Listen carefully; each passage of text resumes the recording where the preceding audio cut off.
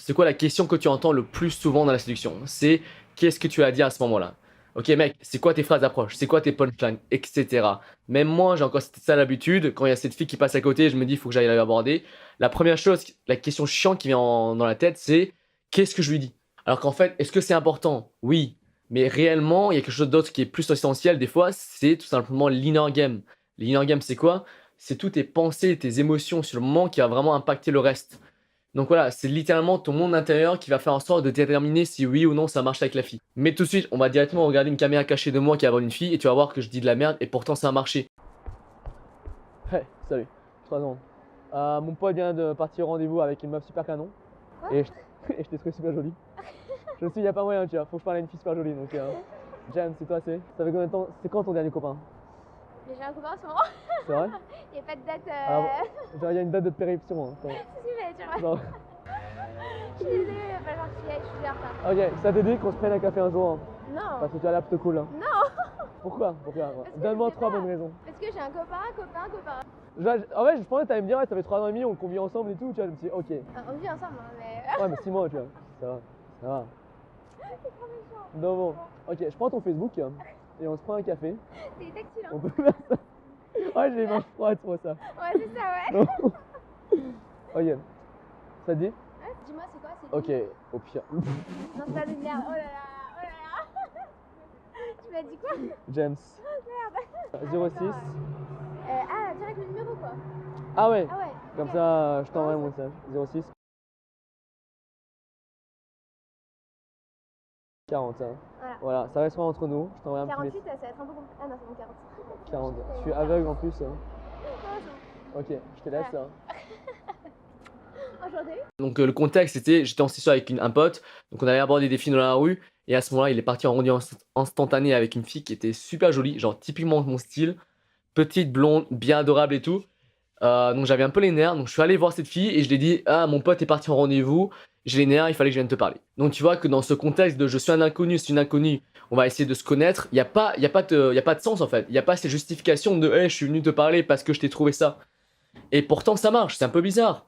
Et même si tu regardes un peu plus, elle comprend même pas ce que je dis, hein. Genre un mot sur deux, elle fait un, elle comprend pas du tout. Et pourtant elle sourit, elle s'arrête et je peux continuer.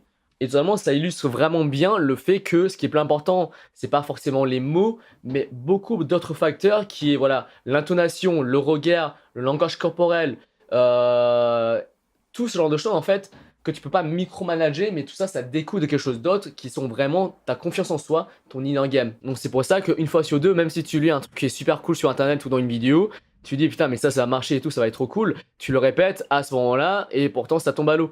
Pas parce qu'encore une fois c'est mauvais ou quoi que ce soit, c'est juste il manque cette sous-couche d'analyse. Souvent parce qu'on est des animaux sociaux. Donc là, on est habitué, on est vraiment formaté depuis des milliers d'années à reconnaître l'autrui, à avoir de l'empathie pour comprendre vraiment les positions de chacun et surtout voilà leur intention à nos propos. C'est un truc comment naturel, hein. Genre tu dis ouais genre cette personne a l'air énervée. Ça veut dire quoi a l'air énervé? C'est tout simplement voilà ces micro-expressions, toutes les subtilités qui font en sorte que il est énervé. Voilà, il a le muscle qui est contracté, il fait peut-être des mouvements voilà, brusques et non contrôlés, et il a le regard, voilà, les sourcils qui sont foncés. Voilà, alors, tu te dis pas ça, tu dis pas toutes ces petites informations. Ton inconscient va lire tout ça et va transformer ça dans une espèce de globalité qui est il a l'air énervé. Pourquoi c'est si important? Parce que tout simplement, pour survivre, on a besoin cette compétence d'empathie pour comprendre assez rapidement la situation dans laquelle on se retrouve. Parce que t'imagines, aujourd'hui, c'est pas si grave, tu fais une bourde, t'es non calibré socialement, tu dis de la merde, voilà, c'est un peu gênant. Mais t'imagines si tu fais cette bourde à un moment critique, face à une personne de haute valeur, tu vois, genre imagine c'est le chef de la tribu, t'essaies de draguer sa meuf parce que t'es pas au courant que lui c'est le chef et elle c'est sa meuf, tu te fais jarter de la tribu, t'es mort, hein. Et je dirais même que les filles, en fait, elles ont même un radar à inner game. Elles ont genre même une meilleure lecture socio que nous les mecs, seulement parce que genre c'est un avantage d'autant plus énorme pour elles que pour nous. Parce que tout simplement, elles sont encore un peu plus dépendantes en fait du tribu que nous. Parce que nous, voilà, on se fait jarter de la tribu. Bon, dans la savane, il y a de très fortes chances que tu crèves. Une fille, voilà, les chances, c'est 100%. Hein. Si elle se fait jarter, elle est morte. T'entends? Voilà, il y a les gamins, elle est pendant 9 mois dans une position, on va dire, faible physiquement. Elle a besoin de la tribu, ou en tout cas d'un mari, d'un mec, d'un compagnon pour lui protéger. Même encore plus loin, même avec le gosse, normalement, c'est elle, biologiquement, qui s'en occupe. Donc, il faut une tribu, voilà, pour occuper de elle pendant qu'elle s'occupe de l'enfant. Elle peut pas aller chasser quand elle est enceinte, ou alors quand elle a un nourrisson de 3 mois, tu vois. Il y a toujours besoin, en fait, elle est plus dépendante de la tribu que nous les mecs. On va pas se poser cette question pendant 9 mois, putain, comment je vais faire pour chasser? Et sachant que toute l'attirance et tous les dynamiques sociaux, en fait, sont basés depuis des millénaires sur le même système, hein. Donc n'oubliez pas qu'on va dire à l'échelle de l'histoire, l'humanité moderne, si tu veux, entre guillemets, donc on va dire les 150 dernières années avec toute la révolution, le féminisme, etc. Réellement, c'est que dalle par rapport aux milliers d'années, des dizaines de milliers d'années d'évolution et de synchronisation avec l'autrui. Tu vois, notre tête, encore, c'est encore autant de la savane et de la chasse. Donc c'est pour ça que c'est si important d'avoir cette empathie. Même plus loin, c'est même un désavantage évolutionniste pour la fille de ne pas l'avoir. Parce que imaginons si ça marchait réellement qu'un mec réussit à avoir ce genre de fille juste en répétant des punchlines d'un mec qui est super bon là sur internet. Ce qui veut dire qu'il arrive à avoir des filles super jolies, super demandées, etc. parfaites. Donc si tu veux une 10 sur 10 qu'il n'aurait pas normalement si tu veux dans le monde réel. Mais imaginons ce scénario juste en répétant des punchlines ça va marcher. Ce qui va se passer c'est que la fille va se retrouver en relation à coucher avec des mecs. Au final, ils n'auront pas la valeur qu'ils voudraient véhiculer, tu vois. Et ça se résume pas, voilà, la personne va être en position d'insécurité tout le temps, H24, il va être possessif, jaloux. Une fois sur deux, il va pas savoir se comporter. Tu vois, la fille va se rendre compte que, merde, mais il se passe quoi et tout, je pensais que ce mec était super cool. Et pourtant, en fait, non. Alors que pourtant, elle aurait pu sécuriser un mec qui est déjà de base super bon depuis le début. Donc c'est une perte de temps pour elle.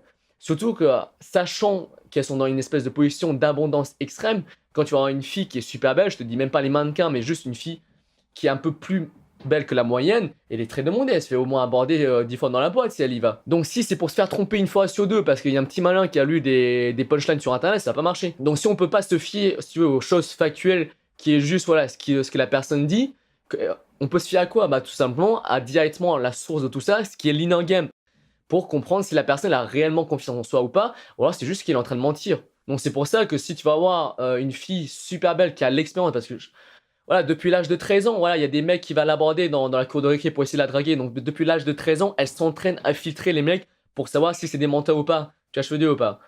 Donc je peux te dire que si t'es stressé sur le moment, t'inquiète pas, elle va le voir. Donc c'est pour ça qu'il est vraiment essentiel de réellement faire un travail en profondeur sur soi à long terme et pas juste essayer de choper la prochaine punchline ou à trouver la phrase magique parce que ça n'existe pas réellement.